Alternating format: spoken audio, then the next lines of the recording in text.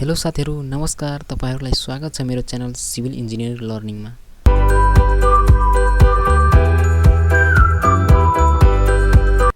Question number 1. The curvature of our surface is taken into account only if the extent of survey is more than curvature of our surface को आधारमा सर्वेइङलाई to टाइप्समा division गरिएको छ। एउटा plain surveying र एउटा geometric surveying. Plane सर्वेइङमा curvature of our surface consider गरिदैन भने जियोमेट्रिक सर्वेमा curvature of our surface consider गरिन्छ र डिस्टेन्स 260 स्क्वायर किलोमिटर सम्म सर्वे गर्यो भने त्यो प्लेन सर्वेइङ अन्तर्गत पर्छ भने 260 स्क्वायर किलोमिटर भन्दा डिस्टेन्स धेरै भयो भने जियोडेटिक सर्वे अन्तर्गत पर्छ। क्वेशनले के भनेको छ भन्दाखेरि डिस्टेन्स कति भन्दा धेरै भयो भने curvature of our surface consider गरिन्छ। हामीले अघि नै थाहा पाइसकेका छौं 260 स्क्वायर किलोमिटर भन्दा धेरै भयो भने त्यो जियोडेटिक सर्वे अन्तर्गत पर्छ र curvature of our surface consider गरिन्छ। So option number C is correct. Question number 2. Hydrographic survey deals with the mapping of option number A large water bodies, option number B canal system, option number C cloud movement, option number D none of the above. Hydro भनेको water, hydro भनेको वाटरलाई जनाउँछ र hydrographic survey deals र mapping के को गर्छ भने large water बडिजहरुको mapping गर्छ। वाटर सप्लाई सिस्टमहरु हाइड्रोग्राफिक सर्वे अन्तर्गत पर्छ। So option number A is correct. Question number 3. Or discrepancy the difference between option number A true value and error, option number B measure value and actual value, option number C two measure value of same quantity, option number D none of the above.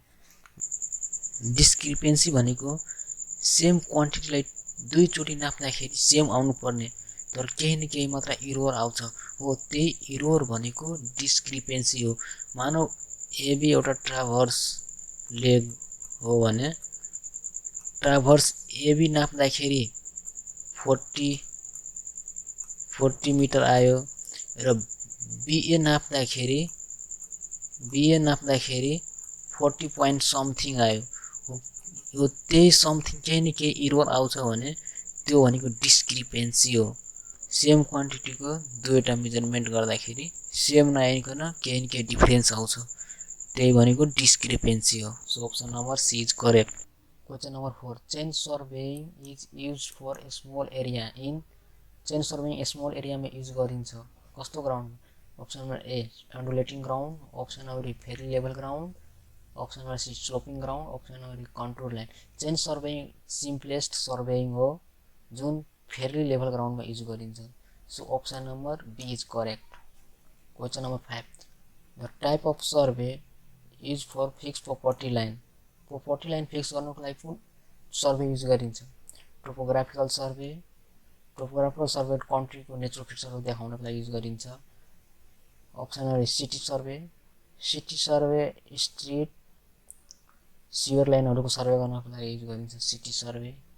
क्याडास्ट्रल survey, cadastral survey हाम्रो property line fix गर्नको लागि use गरिन्छ। So option number C is correct. Astronomical survey sun मूनहरुको absolute location थाहा पाउनको लागि use गरिन्छ cadastral. Question number 6. The chain length which is not a standard metric chain. कुन स्ट्यान्डर्ड मेट्रिक चेन छैन? Option number A 20 metre, option number B 30 metre, option number C 10 metre, option number D 25 metre. हाम्रो option number A B C सब standard metric chain हुन्। 25 metre भनेको standard metric chain होइन। So option number D is correct. Question number 7. The number of link in a 30 meter metric chain. 30 meter metric chain मा कति link हुन्छ? Option number A 100 link, option number B 150 link, option number C 180 link, option number D 200 link. तपाईहरु पनि आफ्नो answer comment बक्समा लेख्न सक्नुहुन्छ। 20 मिटरमा 100 link हुन्छ भने 30 मिटरमा 150 लिंक हुन्छ। So option number B is correct. 150 30 metre metric चेनमा 150 लिंक हुन्छ। Question number 8. Ranging the process of option number A marking some intermediate point in a straight line joining the two end points in the field. हाम्रो option number A is correct. Ranging भनेको दुईवटा point बीच straight गर्ने process नै रेन्जिङ हो। Question number 9.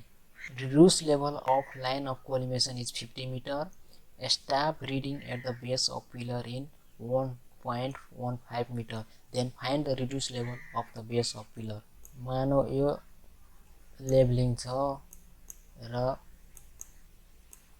यो line of collimation छ, यो हाम्रो ग्राउन्ड छ र यो पिलर छ भने क्वेशनले भने अनुसार लाइन अफ कोलिमेसनको आरएल कति दिएको छ भने 50 मिटर दिएको छ र staff reading base of pillar देखि 1.15 दिएको छ भने बेस अफ पिलरको आरएल कति हुन्छ, बेस अफ पिलरको आरएल कति हुन्छ यो निकाल्नको लागि भनिरहेको छ क्वेशनले। अब आरएल लाइन अफ कोलिमेसनको 50 मिटर भयो भने यो आरएल देखि यो स्टाफ रिडिङ यति डिस्टेन्स घटाएपछि के हुन्छ, यहाँ बेसको आरएल आउँछ। सो 50 मिटर माइनस 1.15 गर्यो भने 48.85 आउँछ। So option number A is correct.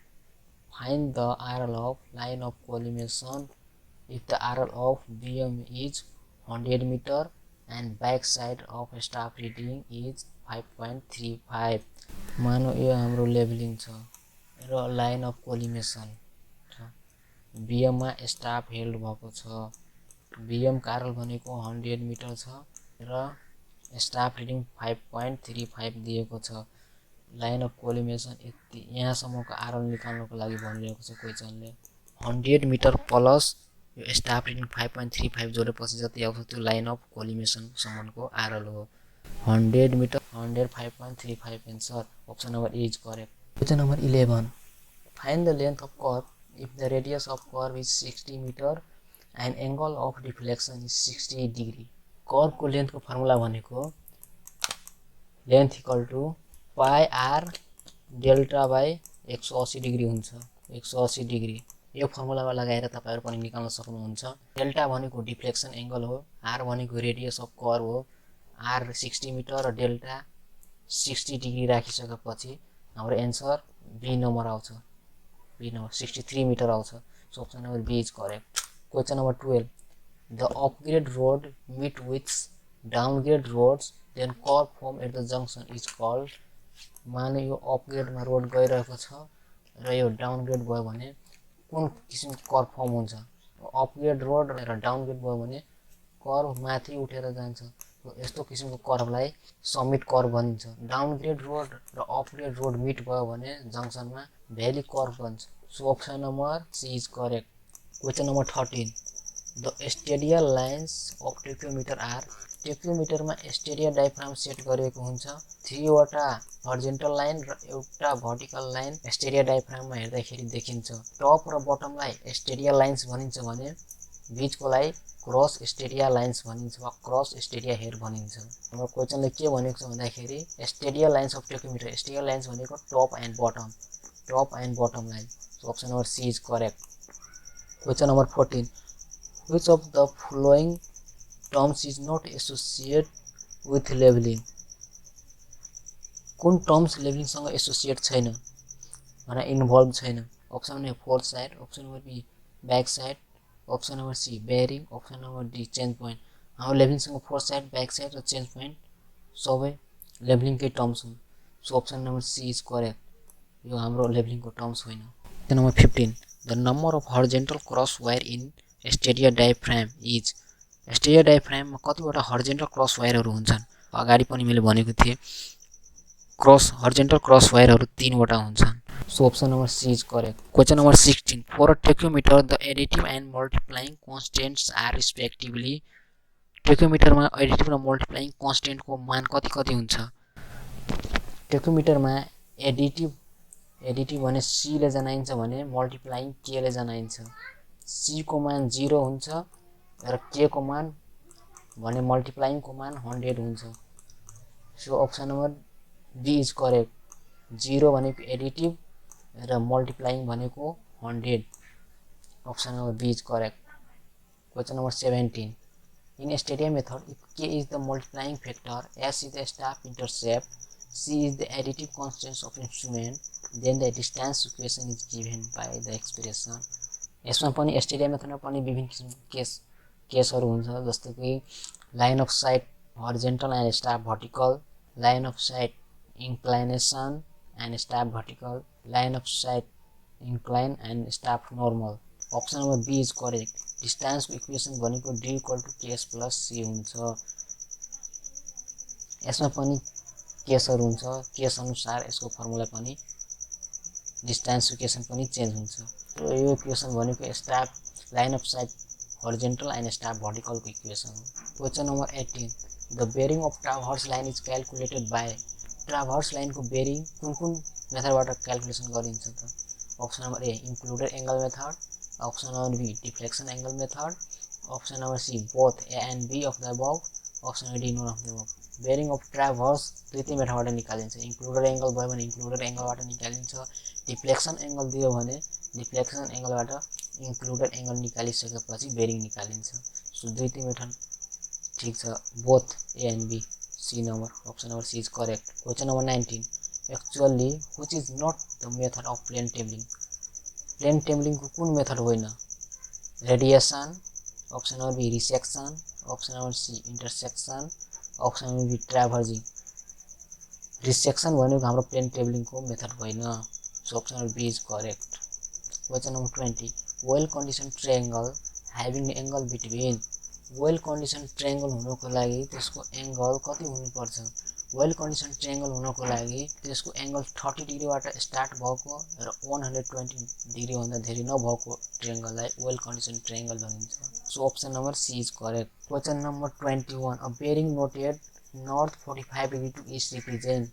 यस्तो एनई ले रिप्रेजेंट वा एसडब्ल्यू रिप्रेजेंट गर्यो भने त्यो क्वाड्रेंटल सिस्टममा पर्छ। यदि 45 डिग्री केही नदिकन सिधै 45 दियो भने त्यो होल सर्कल बेरिङ सिस्टममा पर्छ। So option number A is correct. Question number 22, local extraction in a compass surveying may be due to. Local extraction कंपासमा के कारणले गर्दाखेरि हुन्छ? फल्टी एडजस्टमेन्ट इन कंपास, कंपासलाई गलत एडजस्टमेन्ट गरेको कारणले गर्दाखेरि, प्रेजेन्स अफ मैग्नेटिक मटेरियल हो। मैग्नेटिक मटेरियलहरु प्रेजेन्स भयो भने हाम्रो लोकल एक्सट्रैक्सनहरु आउन सक्ने सम्भावना धेरै हुन्छ। Option number B is correct.